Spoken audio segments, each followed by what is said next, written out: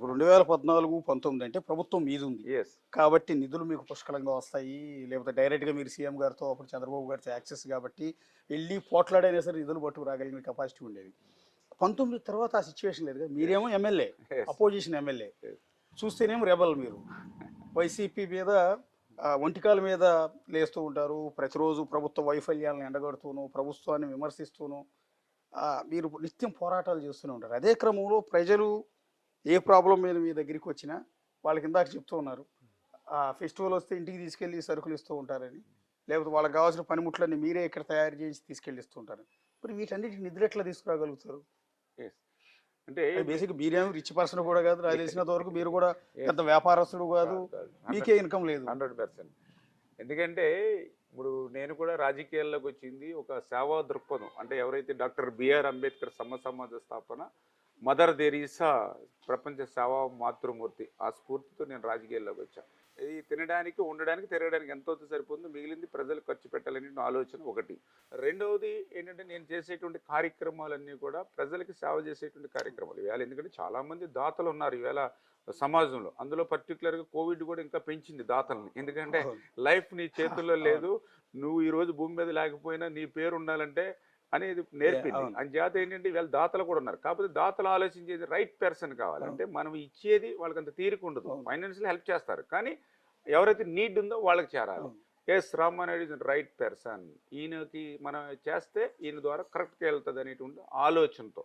అంచేత అట్లా దాతల సహకారంతో, అదేవిధంగా ఫ్రెండ్స్ సహకారంతో, అదేవిధంగా నేను ఏదైతే కష్టపడి శ్రమించి రాజకీయాల్లో రాకముందు సంపాదించుకునేటువంటి ఆస్తి ఏదైతుందో అవసరం వచ్చినప్పుడు దాన్ని అమ్ముకుంటూ వస్తూ, ఎందుకంటే ఇప్పటికే నేను 10 ఎకరాలు అమ్ముకున్నాం, అదేవిధంగా ఒక 5 సైట్లు మంచి సైట్లు అమ్ముకున్నాం ఈ 2 ఎలక్షన్స్కి. అంటే అట్లా డిఫరెంట్గా మనం చేసుకుంటూ వెళ్తాం. ఒక రకంగా ఆ నమ్మకం, విశ్వాసం వాళ్ళ దగ్గర నుంచి తీసుకురావడం ద్వారా నాకు కొంచెం ఆ సర్వీస్ ఇవ్వడానికి సాధ్యమైంది. నెంబర్ 1. రెండవది ఏంటంటే ప్రభుత్వం మీద కూడా ఫైట్ చేస్తాం. ఎందుకంటే ఈవేళ అధికారులు కూడా చాలా రామానాయుడు అని అంటే వాళ్ళు కూడా ఒక గౌరవం, అధికారులకు కూడా గౌరవం ఉంది, భయం ఉంది, రెండూ ఉన్నాయి. ఎందుకంటే ఓకే, రామానాయుడు గారు మంచి వ్యక్తి, బాగా కష్టపడతాడు, పోలే మనం చేస్తే బాగుంటుందేమో అని. ఎందుకంటే నేను ఏ హైర్ అఫీషియల్కి ఫోన్ చేసినా ఈయన నిజాయితీపరుడు, అవసరం ఉంది ఈయన అనేటువంటి భావంతో వాళ్ళు పనిచేయడానికి సంకల్పం ఇమ్మీడియట్లీగా.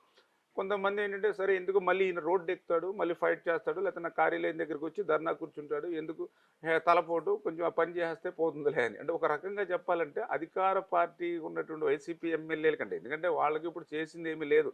ఎందుకంటే జగన్మోహన్ రెడ్డి గారు ఏదో మోసకారి సంక్షేమం పేరు చొప్పున ఏదో 10 రూపాయలు ఇచ్చి 100 రూపాయలు లాక్కునేటువంటి ఆ మోసకారి సంక్షేమమే తప్ప ఎక్కడ కూడా ఈ మంత్రి అయినా ఎమ్మెల్యే అయినా ఏ నియోజకవర్గంలోనూ కూడా ఏ అభివృద్ధి కార్యక్రమం లేదు.